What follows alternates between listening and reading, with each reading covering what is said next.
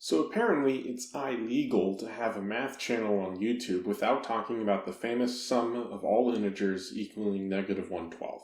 This sum, seen here, is often explained using the Riemann zeta function in analytic continuation.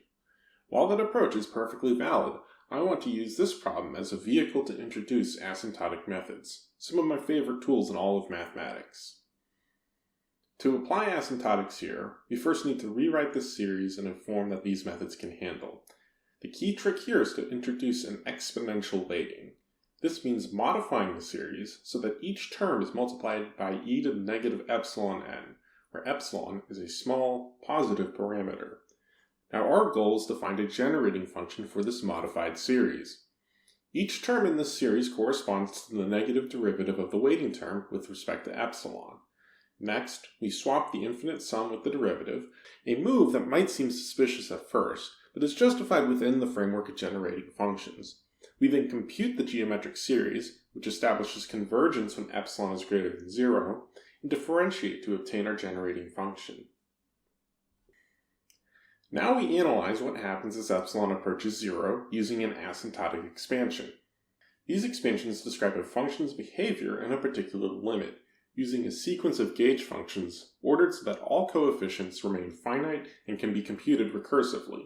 If you're familiar with big O notation, it's a similar concept, except that in asymptotics, each term must contribute a finite, non-zero amount to the expansion.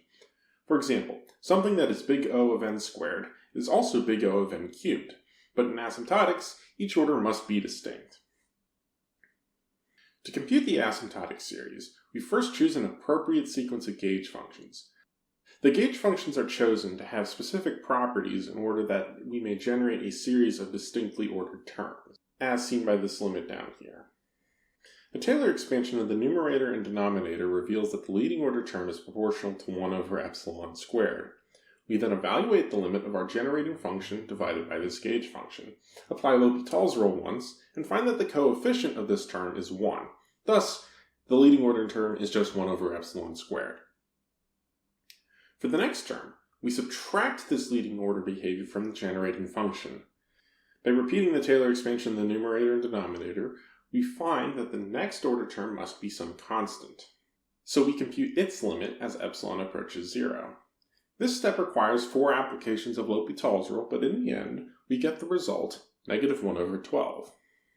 Putting everything together, we find that our generating function is asymptotic to 1 over epsilon squared minus 1/12. The first term confirms that our original series diverges, which it absolutely does as epsilon goes to 0. 1 plus 2 plus 3 plus 4, etc. does not converge. But the second term suggests that in a sense, if the divergence can somehow be removed, the sum would be negative 1 over 12. There are indeed legitimate techniques for handling this divergence, but that's not the focus of this video. The real takeaway here is the power of asymptotics, which has applications both in discrete and continuous mathematics. And the best part? You don't have to do all these tedious calculations by hand.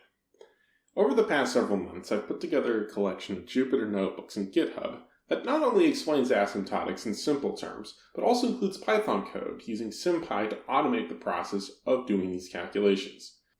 Check the link in the description if you want to read it. If you like this video, then like this video. Comment, subscribe, share, all that good stuff. Thank you for watching.